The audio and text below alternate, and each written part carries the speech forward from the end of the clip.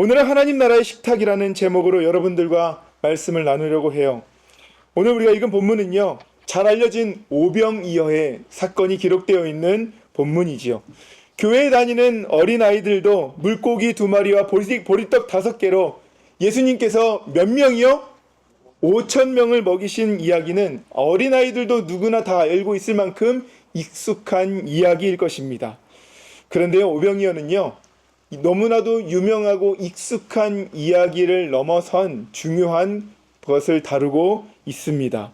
신학적으로도 매우 중요한 본문이지요. 여러분이 아시는 것처럼 성경에는 4개의 복음서가 있습니다. 모두 예수 그리스도를 증언하는 책이지만 각각의 저자는 자신이 보고 경험한 예수님의 모습을 각각의 관점으로 기록했기에 이 4복음서는 조금의 이야기가 관점이 다르게 기록되어 있지요. 그래서 어떤 사건은 한 복음서에만 기록되어 있기도 하고 어떤 내용은 조금씩 강조점이 다르기도 합니다. 하지만 네 복음서에 동일하게 기록되어 있는 가장 중요한 이야기가 있습니다. 그것은 무엇일까요? 바로 예수님의 십자가와 부활이에요. 왜냐하면 복음서는 누구를 이야기하고 있기 때문에요?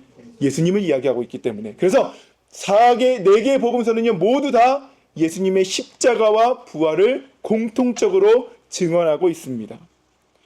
복음서의 절정이라고 할 수 있는 이 사건은 우리에게 구원을 주시는 하나님의 능력을 선포하기 때문이지요. 그리고 또 하나, 예수님께서 행하셨던 수많은 기적 중에서도 유일하게 모두 복음서가 함께 기록하고 있는 본문이 있는데 그것이 무엇일까요? 바로 오병이어 사건이에요.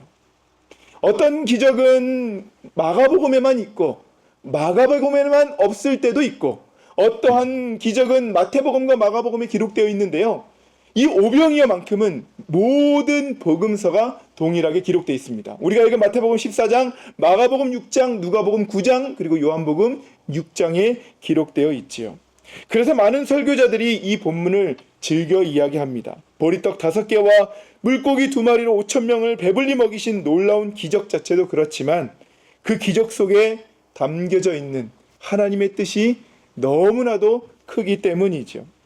그런데 같은 사건을 기록했더라도 복음서마다 시선과 강조점은 조금 다를 수 있어요. 그렇게 오늘 저와 여러분은요, 마태복음에 기록되어 있는 말씀을 가지고 오늘 우리에게 주신 하나님의 은혜가 무엇인가를 함께 상고해 보고자 합니다. 자, 먼저 14절 말씀 같이 한번 읽어보실까요? 시작! 예수께서 나오사 큰 무리를 보시고 불쌍히 여기사 그 중에 있는 병자를 고쳐주시니라. 아멘. 예수님께서 밖으로 나오셨을 때 그곳에는 이미 큰 무리가 모여 있었다고 성경은 기록하고 있어요. 복음서를 보니까요, 예수님이 계신 곳에서 언제나 사람들이 몰려들었습니다. 왜 그렇게 많은 사람들이 몰려들었었을까요? 아마도 예수님의 놀라운 치유와 기적의 소문들을 들었기 때문일 것이지요. 병든 자는 고침을 받고 절망한 사람들은 소망을 얻는다라는 이 복된 소식, 복음의 소식이 예수님이 계시는 곳곳마다 많은 사람들을 몰리게끔 하였을 겁니다. 마태복음은 이 장면을 간결하게 기록하지만 누가복음은요, 한 가지를 더하고 있더라고요. 예수님께서는 병만 고쳐주신 것이 아니라 하나님 나라에 관한 말씀도 전하셨다라고 누가복음은 하나의 포인트를 더 두고 있습니다. 즉 치유와 말씀이 함께 있었던 것이지요. 그런데 오늘 본문은요, 예수님께서 그렇게 많은 사람들을 대하신 이유를 한마디로 이야기합니다. 참, 오늘도 성령께서 우리의 예배를 기쁘게 받고 계시나 봐요. 찬양 속에서도 기도 가운데서도 제가 어떤 말씀을 준비하고 전했는지 모르는데도 불구하고 공통점이 있어요. 여러분 다시 한번 14절 말씀을 보면요, 예수님께서 그들을 대할 때에 큰 무리들이 예수님께 나오고 그들을 대할 때 중요하게 보이셨던 것이 있습니다. 무엇이죠? 불쌍히 여기셨다라는 거예요. 이 한마디 속에 예수님의 마음이 담겨져 있습니다. 사람들의 형편을 아셨고 그들의 아픔을 아셨으며 무엇보다도 그들의 간절한 마음을 보셨기에 우리 주님은 어떻게 여기셨다고요? 불쌍히 여기셨어요. 그래서 그 이후에 어떻게 하십니까? 고치셨어요. 그리고 하나님 나라에 관한 말씀도 하셨던 것이지요. 사람의 중심을 아시는 주님께서는요, 어떠한 마음으로 자신을 찾아왔는지 외면하지 않고 그들을 받아주십니다. 그래서 그들에게 치유의 손길을 베풀어 주신 것이지요. 여기서 우리는 믿음의 중요한 원리 한 가지를 배웁니다. 은혜는 주님께 나아오는 사람에게 임한다라는 사실을요. 주님의 긍휼은 멀리 있는 사람에게가 아니라 자신의 연약함을 안고 주님 앞으로 나오는 사람에게로 흘러가는 줄로 믿습니다. 우리는 강한 모습으로 나아갈 필요가 없어요. 상한 마음 그대로, 아픈 모습 그대로 주님께 나오면요, 주님은 우리를 어떻게 여겨주셔요? 불쌍히 여겨주시고 행해주십니다. 있는 모습 그대로 나오면 됩니다. 그 간절함이 얼마나 컸는지 마가복음이 조금 더 자세하게 설명하고 있더라고요. 마가복음 6장 33절에 보면요, 그들이 가는 것을 보고 많은 사람이 그들인 줄을 안지라 모든 고을로부터 도보로 그곳에 달려와 그들보다 먼저 갔더라. 그들이 가는 것을 보고 많은 사람들이 달려와서 그들보다 먼저 있었다. 얼마나 마음이 갈급했는지, 얼마나 예수님을 보고 싶었는지, 예수님이 간다라는 소식을 듣고 그곳을 향해 갔던 것입니다. 예수님을 만나면 치유가 있고 회복이 있고 새로운 소망이 있다는 것을 그들을 알고 있었기 때문에 주님께로 달려와 먼저 주님을 기다리고 있었던 것이죠. 바로 그 간절함을 주님께서는 보셨습니다. 그리고 그 마음을 긍휼히 여기셔서 치유의 은혜를 베풀어 주셨습니다. 사랑하는 여러분, 오늘 우리도 주님 계신 곳에 먼저 나왔습니다. 우리도 이 마음이기를 소망합니다. 주님을 향한 간절한 마음을 품고 나아갈 때 우리의 삶에도 주님께서 주시는 고치심의 은혜가, 회복의 은혜가 분명하게 있게 될 줄로 믿습니다. 여러분의 마음이 지금 어디를 향해야 돼요? 예수님을 향해야 됩니다. 우리의 간절한 마음을 주님 외면하지 않으시고 불쌍히 여기시고 행하십니다. 지금 이 시간도 여러분의 고민과 여러분의 문제들을 잠시 내려놓고 그 간절한 마음으로 주님께 나오십시오. 주님 우리를 불쌍히 여기시어 고치시는 은혜가 우리 가운데 있을 줄로 믿습니다. 그렇게 예수님의 말씀을 듣고 치유를 경험하는 동안 어느덧 날은 저물어 갔어요. 15절 말씀, 저녁이 되매 제자들이 나와 이르되 이곳은 빈들이요 때도 이미 저물었으니 무리를 보내어 마을에 들어가 먹을 것을 사 먹게 하소서. 제자들의 눈에 새로운 문제들이 보이기 시작했습니다. 사람들이 배고프다라는 문제였어요. 제자들도 함께 허기졌기 때문이었을까요? 아니면 예수님의 사역을 돕는 가운데 자연스럽게 사람들의 필요를 보았던 것일까요?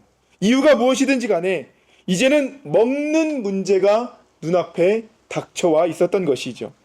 여러분, 근데 생각해보면 이상해요. 날이 저물었어요. 그들이 굶주렸어요. 근데 사람들이 집에 가요, 안 가요? 안 가고 있었어요. 왜 돌아가지 않았을까요? 아마도 예수님께서 함께하는 그 시간, 말씀을 듣는 시간이 너무나도 은혜로웠고 예수님이 병자들을 고쳐주시는 모습을 보면서 그 자리를 쉽게 떠날 수 없었기 때문이었을 것 같습니다. 그만큼 예수님과 함께했던 시간이 소중했기에 그들도 예수님께 함께 마음을 모아 몰입하고 있었던 것이죠.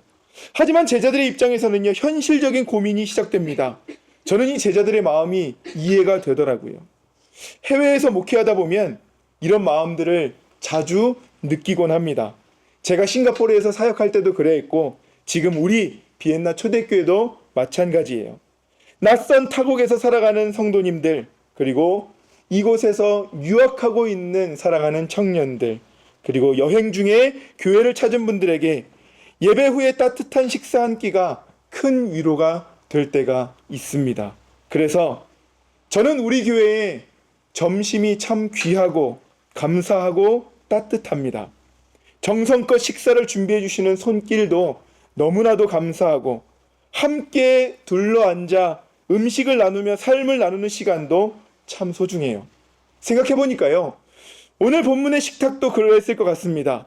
그들이 먹은 음식이 화려했기 때문이 아닙니다. 결국 그들이 먹은 음식은 무엇과 무엇이었죠? 보리떡과 물고기뿐이었어요. 진수성찬도 아니었습니다. 중요한 것은 음식의 종류가 아니었죠. 예수님과 함께 나누는 식탁, 예수님께서 베풀어 주셨던 식탁이었다라는 사실이 그들의 너무나도 중요했고 행복한 식탁이었을 것 같습니다. 그래서 그 식사는 단순히 배를 채우는 한 끼가 아니라요, 하나님의 은혜를 함께 누리는 하나님 나라의 식탁이었을 거예요. 저는 우리 교회 식탁도 그런 식탁이기를 소망하고 축복합니다. 함께 예배드리고 함께 식사하며 삶을 나누고 하나님이 주신 은혜를 서로 나누는 하나님 나라의 작은 만찬 말이죠. 오늘도 이 귀한 식탁이 준비되어 있으니 한 분도 빠짐없이 하나님 나라의 식탁에 하나님 나라의 만찬을 모두 누릴 수 있는 우리 모두가 되시기를 축원합니다. 밥 준비되어 있죠? 네, 좋습니다. 자, 그런데 다시 본문으로 돌아가 보면요, 식사 문제 앞에 있는 제자들의 고민한 것은 결코 틀린 문제는 아니었던 것 같아요. 굶주려 있는 사람들이 보이고 지쳐 있는 사람들이 보인다는 것은 맞아 보이지요. 이것은 빈들입니다. 먹을 것을 구할 곳도 없지요. 날도 이미 저물었습니다. 게다가 몇 명이 먹었으니 그 안에 몇 명이 있었다는 얘기예요? 몇 명이 먹었죠? 5,000명. 그러니까 몇 명이 있었다는 거예요? 5,000명이 있었다는 거죠. 물론 남자만 5,000명이기 때문에 학자들은 2만 명이라고 하지만 어쨌든 그 많은 사람들이 있었습니다. 수천 명이나 되는 사람들을 먹인다라는 것은 제자들의 힘으로 도저히 감당할 수 없는 일이었지요. 당시에 그곳에 가장 가까운 마을이 벳세다라는 마을이래요. 그런데 이 벳세다라는 마을에 전체 인구수가 몇 명이 살았는 줄 아십니까? 3,000명 산 거예요. 그러니까 벳세다의 모든 음식점 식당들을 털어도 그들을 먹일 수 있어요, 없어요? 없습니다. 여러 고을로부터 예수님의 이야기를 듣고 그들은 달려왔던 것이지요. 제자들은 아주 상식적으로 합리적으로 제안합니다. 무리를 보내어 마을에 들어가 먹을 것을 사 먹게 하라고. 여러분, 누가 들어도 틀린 말이 아니라 맞는 말입니다. 제자들은 능히 감당할 수 없거든요. 현실을 생각하면 가장 좋은 방법처럼 보이죠. 그러나 우리 주님의 방법은요, 대답은요, 전혀 다른 방향으로 흘러갑니다. 어떤 대답을 하셨는지 여러분 같이 한번 읽어보실까요? 16절 말씀입니다. 시작. 예수께서 이르시되 할 것 없다. 너희가 먹을 것을 주라. 아멘. 여러분, 우리의 생각과는 다르게 주님 일하시지 않습니까? 제자들은 분명 상식적으로 그들이 가서 먹을 것을 사 먹게 해달라는 요청했습니다. 그런데 너희들이 갈 것 없다, 내가 주겠다 라고 주님 말씀하실 수 있잖아요. 근데 주님 뭐라고 말씀하세요? 누가 주래요? 너희가 주라고 이야기합니다. 여러분이라면 이 말씀을 듣고 어떻게 반응하시겠습니까? 저는 네? 지금요? 제가요? 라고 되물었을 것 같았습니다. 오늘 본문에 가장 이해하기 어려운 말씀을 꼽으라면 저는 바로 이 말씀입니다. 너희가 먹을 것을 주라라는 이야기죠. 도대체 무엇을 보시고 예수님은 이런 말씀을 하셨을까요? 여기에서 우리는 주님께서 일하시는 한 가지 중요한 방식을 또한 발견합니다. 오병이어는요, 분명 예수님께서 행하신 기적이에요. 그러나 주님은 그 기적을 혼자 이루지 않으십니다. 먼저 제자들을 그 일 가운데 부르셨어요. 제가 말씀을 준비하면서 여러 주석들을 좀 참고했는데요, 그 중에 톰 라이트라는 신약학자, 유명한 영국의 신약학자는요, 이 본문을 보고 이렇게 얘기하더라고요. 주님께서 제자들을 소명 가운데 부르셨다고 말이죠. 즉 이거는 주님께서 제자들을 콜링하신 겁니다. 어떤 콜링이요? 그분의 놀라운 사역에, 그분의 기적에 제자들을 직접 부르신 언어가 너희들이 먹을 것을 주라라는 말이에요. 이것은 단순한 명령이 아니라 제자들을 하나님의 나라의 일에 참여하는 주님의 부르심이라는 사실이죠. 생각해보면요, 주님의 부르심은 언제나 우리의 계산과 생각과 마음을 뛰어넘을 때가 있습니다. 지금 이 상황을 보십시오. 빈들이고 날은 저물었어요. 먹을 것은 없고 수천 명의 사람들이 눈앞에 있습니다. 사람의 계산으로는 전혀 불가능한 일이죠. 언제 준비합니까? 어디서 구합니까? 무엇으로 먹입니까? 어떻게 가능합니까? 질문만 끝없이 이어집니다. 그런데 주님은 누가만 정해놓으셨어요. 어디서 무엇을 어떻게 왜, 이것은 정해놓지 않으시고 누가만 정해놓으셨어요. 이게 주님의 방식입니다. 주님은 이 일들을 누가, 즉 제자들에게 맡겨놓으셨다라는 사실이에요. 돌이켜보면 우리의 신앙생활 가운데도 이런 일들을 종종 경험합니다. 주님의 부르심은 우리의 능력과 형편을 넘어선다라는 사실이요. 저는 역시 이곳으로 부름받았을 때 저 또한 그랬습니다. 사람의 생각으로는 결코 쉽지 않은 길처럼 보였어요. 여러 현실을 생각하면 가능할까라는 마음도 있었습니다. 그러나 결국 저는 주님의 부름에 순종하여 이곳으로 왔고 이 자리에서 사역해 하시는 주님의 놀라운 은혜를 경험하게 합니다. 그래서 저는 오늘 이것도 그들을 향한, 제자들을 향한 주님의 분명한 부르심이었다라고 믿습니다. 왜냐면요, 누군가는 분명하게 기록되어 있기 때문이죠. 어떻게 해야 할지, 무엇을 해야 할지, 왜 해야 할지는 몰라도 누가 해야 할지는 분명하게 주님이 말씀하셨기 때문입니다. 너희들이, 바로 너희가 먹을 것을 주라고 말이죠. 그 뒤에는 어떻게 해야 할지 모릅니다. 어떻게 해야 할지 모릅니다. 그렇다면 제자들은 어떻게 반응했을까요? 어떻게 했을까요? 이 말씀 안에 하나님 나라의 시작이 담겨져 있고 또 제자들의 지혜가 담겨져 있고 믿음이 담겨져 있음을 믿습니다. 우리 17절 말씀 같이 한번 읽어보실까요? 시작! 제자들이 이르되 여기 우리에게 있는 것은 떡 5개와 물고기 2마리뿐이다. 아멘. 여러분, 제자들의 이 이야기, 흥미로운 것은요, 마태복음의 기록을 갖고 우리는 이야기를 나누고 있어요. 다른 복음서들은요, 제자들의 현실적인 계산과 어려움들을 조금 더 자세하게 전하는 복음서도 있지만 마태복음은 제자들이 지금 현재 부정하는 모습이 있어요, 없어요? 없어요. 오히려 담담하게 자신들에게 있는 것을 예수님께 말씀드릴 뿐입니다. 아까 말씀드린 것처럼 이 장면을 부르심의 관점으로 본다면요, 제자들은 지금 그 부름에 어떻게 하는 거예요? 응답하고 있는 거예요. 없습니다. 못합니다. 불가능합니다. 주님, 나는 할 수 없어요 라고 이야기하지 않고 주님께서 말씀하셨을 때에 주님, 저희가 어떻게 할 수 있어요? 이거는 현실적으로 불가능합니다 라고 이야기한 것보다는 제자들이 말한 것이 무엇이에요? 제자들이 그 다음에 뭐라고 이야기해요? 다시 한번 여러분 17절 말씀 보세요. 여기 우리에게 있는 것은 무엇이래요? 떡 5개와 물고기 2마리. 불가능하다라는 말보다 먼저 자신들이 가진 것을 주님 앞에 내어놓습니다. 여러분, 이것이 제자들은 부름에 대한 응답이고 하나님 나라의 시작이고 제자들이 주님의 부르심에, 콜링에, 소명에 주님 앞에 헌신하는 모습이 담겨져 있는 구절입니다. 비록 보리떡 5개와 물고기 2마리, 5,000명 앞에서는 너무나도 작고 보잘것없는 것이었습니다. 그러나 제자들은 그것을 감추거나 부정적으로 이야기하지 않습니다. 주님 앞에, 주님의 부르심 앞에 자신들의 작은 것이라 할지라도 아낌없이 내어드립니다. 바로 이것이 마태가 우리에게 보여주는 믿음이에요. 주님께서는 처음부터 큰 것을 요구하지 않으십니다.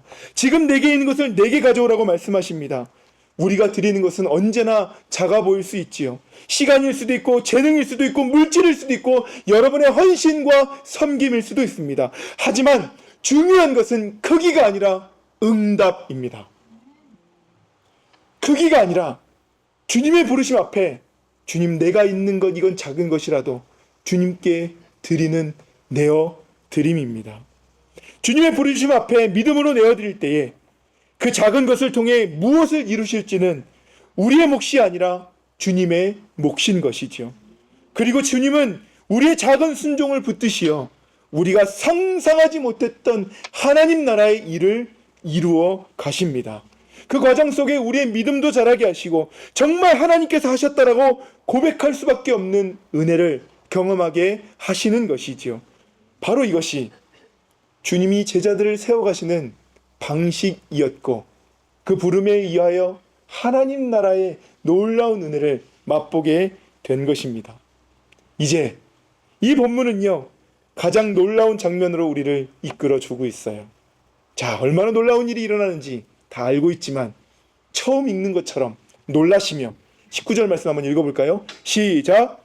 우리를 위하여 잔기 위에 앉히시고 떡 5개와 물고기 2마리를 가지사 하늘을 우러러 축사하시고 떡을 떼어 제자들에게 주시매 제자들이 우리에게 주니. 아멘. 제가 말씀을 준비하지 않았지만 여기까지 읽어야 더 감동적일 것 같아요. 다 배불리 먹고 남은 조각을 12바구니에 차게 거두었다.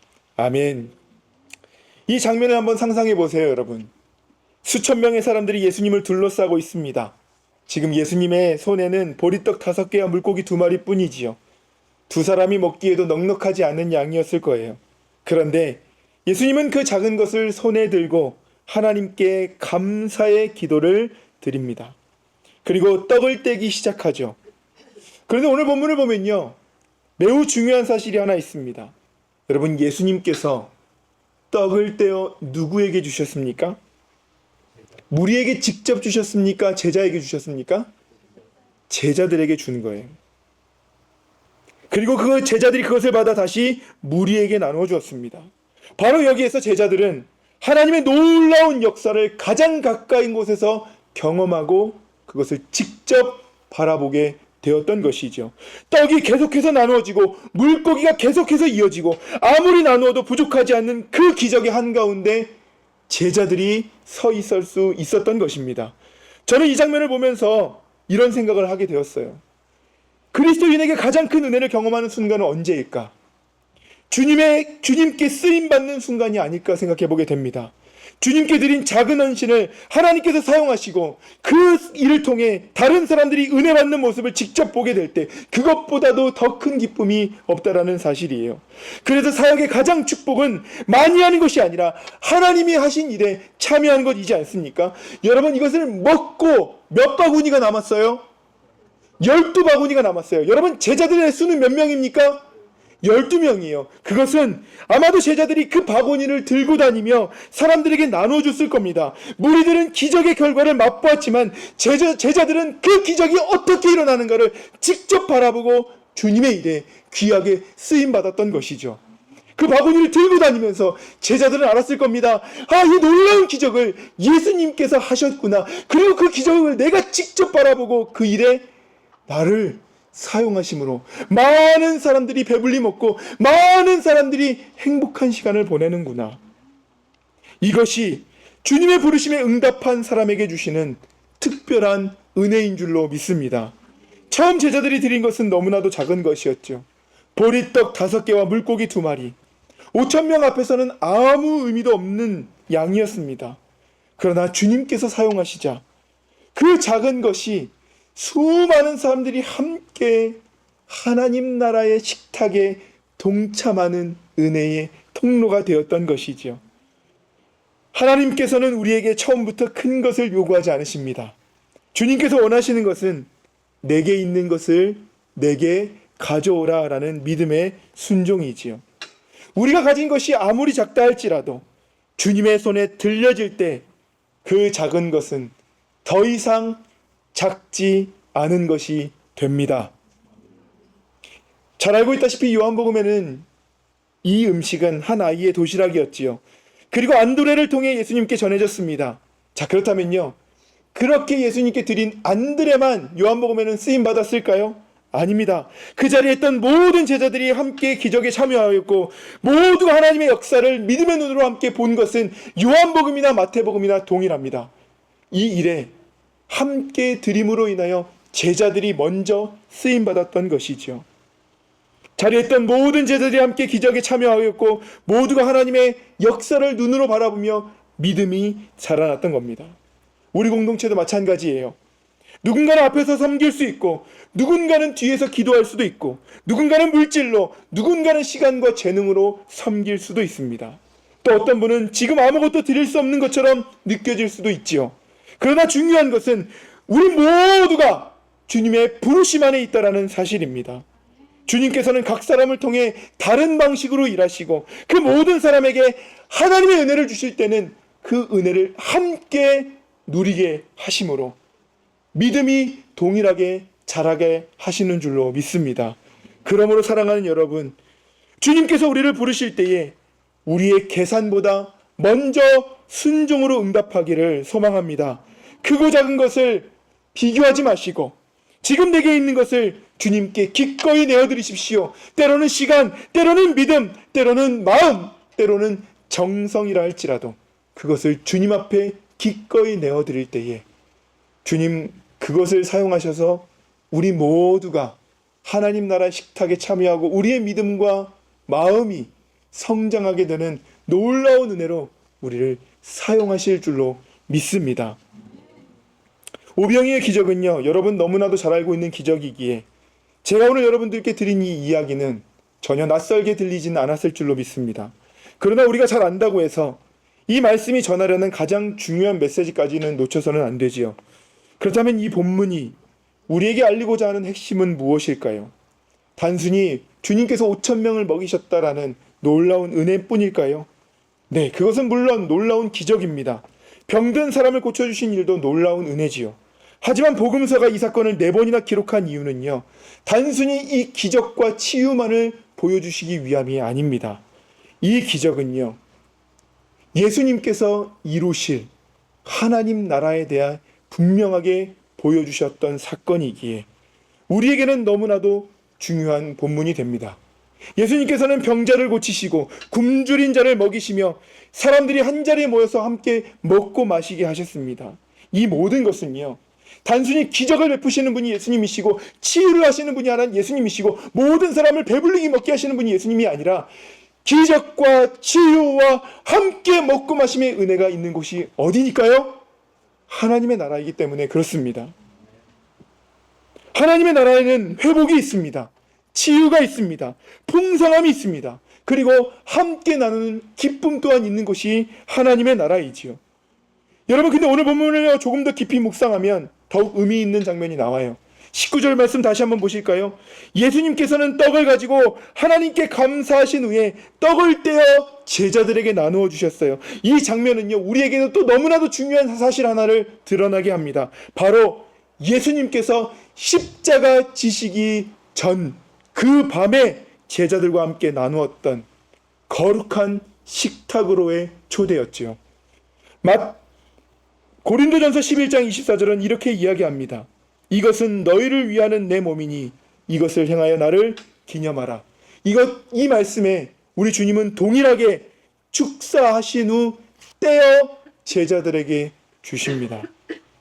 물론 오병이어가 곧 성찬은 아닙니다. 그러나 이 장면은 장차 십자가에서 구원을 이루실 은혜와 하나님 나라의 잔치를 미리 맛보게 하는 아름다운 예표처럼 우리 가운데 서 있습니다.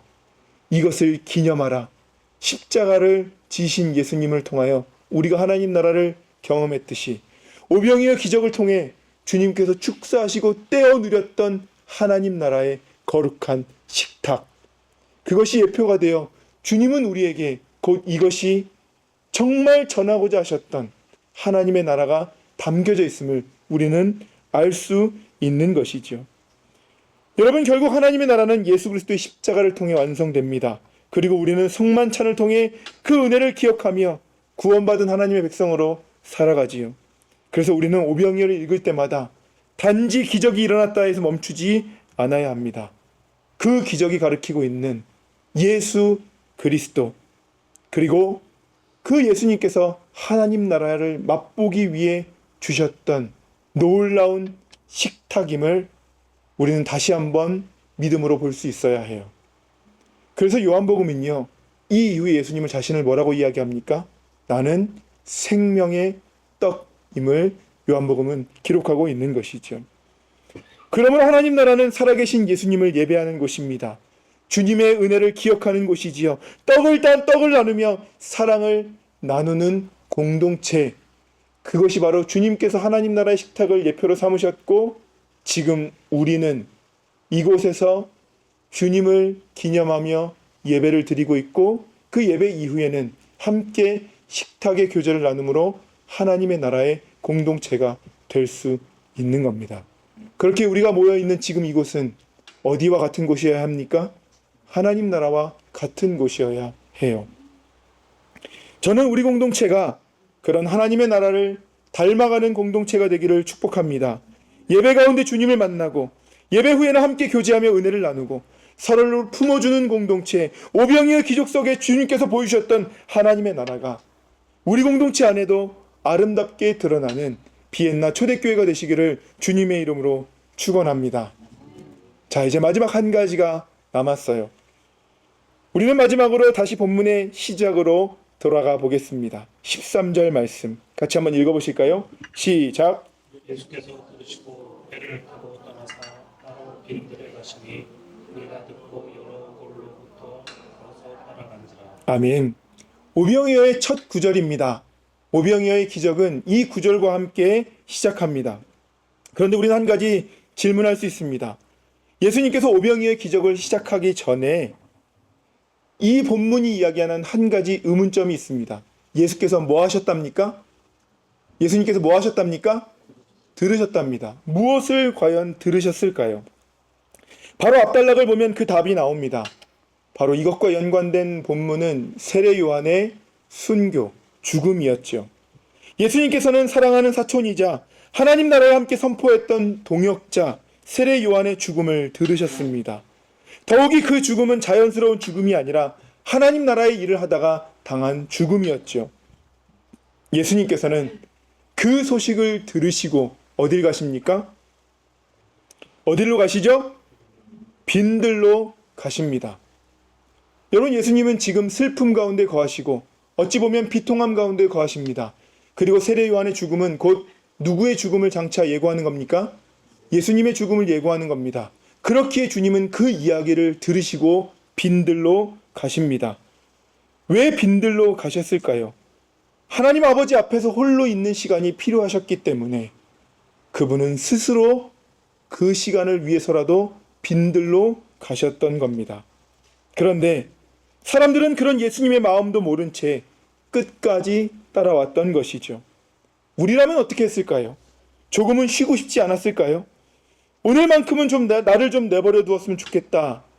그런 마음이 드는 것이 너무나도 자연스러웠을 것 같습니다. 가장 마음이 지치고 고나시고 힘들고 어려우셨을 때, 물론 하나님이시지만 인간의 몸을 입고 오신 주님께서 그 상황 가운데 그분은 하나님께 공급함을 통해 다시 한번 하나님과의 깊은 교제를 통해 늘 가셨듯이 빈들을 택해서 하나님께 묻고 하나님께 질문하는 시간을 통해 그 자리로 나아가셨을 것 같습니다. 그런데 주님께서는 나를 좀 내버려 두어라 라고 이야기하지 않으세요. 우리 주님은 전혀 다르게 반응하십니다. 우리가 처음 읽었던 14절 말씀 다시 한번 보실까요? 예수께서 나오사 큰 무리를 보시고 불쌍히 여기사 그 중에 있는 병자들을 고쳐주시니라. 예수님은 그 슬픔과 아픔 가운데서도 그들을 거절하지 않으시고 오늘만큼은 하나님 나라에 대해 말씀하시고 알려주시고자 작정하신 것 같습니다. 예수님은 자신의 슬픔보다 사람들의 아픔을 먼저 보셨고 자신의 필요보다 그들의 필요를 먼저 품으셨습니다. 자신들의 눈물을 붙잡기보다 눈물을 흘리는 향해 예수님께서는 손을 내미셨던 것이죠. 바로 이것이 오늘 오병이어의 기적을 통해 예수님께서 보여주신 하나님 나라의 모습입니다. 여러분, 하나님 나라는요, 서두에 말씀드렸던 것처럼 기적만 있는 나라가 아닙니다. 긍휼이 있는 나라입니다. 하나님 나라는 떡만 있는 나라가 아닙니다. 나누는 사랑이 있는 나라이지요. 하나님 나라는 능력만 드러나는 나라가 아닙니다. 주님의 마음이 흘러가는 나라입니다. 그래서 오늘 말씀을 다시 한번 생각해 보면 오병이어의 기적은 단지 떡이 많아진 이야기가 아니라 예수님의 마음이 제자들에게 흘러가고 제자들을 통해 다시 사람들에게 흘러간 이야기였던 것이죠. 저는 이것이 오늘 우리를 향한 말씀이라고 믿습니다. 우리 또한 주님의 마음은 모른 채 저마다 짐을 지고 이 자리에 나왔습니다. 아픔을 갖고 나온 분도 있고 걱정이 있는 분도 있고 지친 마음으로 예배하는 분도 있습니다. 그런데 주님은 그렇게 나온 우리를 외면하지 않으시고 긍휼히 여기시며 회복시키시고 생명의 떡으로 먹이시는 분이십니다. 그렇다면 이제 우리는 그 은혜를 받은 사람으로 어떻게 살아가야 할까요? 주님께서 제자들을 부르셨듯이 우리도 주님의 부름에 응답받는 사람들이 되기를 소망합니다. 내 것이 있는 것이 작아 보여도 기꺼이 내어드리고 주님께서 맡기신 사람들을 긍휼히 여기며 주일 예배 안에서뿐만 아니라 우리의 가정과 일터 안에서도 하나님 나라를 흘려보내는 진정한 제자가 되기를 주님의 이름으로 축원합니다. 예수님의 그 마음, 처음에 제자들은 잘 몰랐을 것 같아요. 그러나 주님께서 긍휼히 여기시는 그 모습을 보며 제자들을 부르셨을 때에 아니요, 주님, 이거는 못합니다. 라고 마태복음은 기록하고 있지 않습니다. 주님의 부르심에 주님, 우리에게 있는 것은 이건데 어떻게 할까요? 라는 주님의 부름에 대한 응답뿐이지요. 우리도 주님의 마음이 어떤지 우리는 모르고 그냥 아픈 마음만 가지고 나왔을지도 모릅니다. 성도에서 제자로 나가기 위해서는 주님께서 우리를 부르셨을 때 주님, 내가 이것이라도 주님께 내어드릴 터이니 주님, 나를 사용하여 주시옵소서라고 드리는 믿음입니다. 우리 공동체가 그렇게 주님께 드림으로 인하여 우리가 이 주님 나라, 하나님 나라에 놀랍게 사용하시는 이 놀라운 하나님의 은혜들, 예수님의 거룩한 식탁들 모두 다 배불리 먹고 12바구니나 남는 이 놀라운 기적들을 우리가 직접 바라보고 경험할 수 있는 제자 공동체, 주님 기쁘게 쓰시는 우리 공동체가 되시기를 주님의 이름으로 축원합니다. 우리 함께 믿음과 삶 찬양하시며 기도의 자리로 함께 나아가실까요?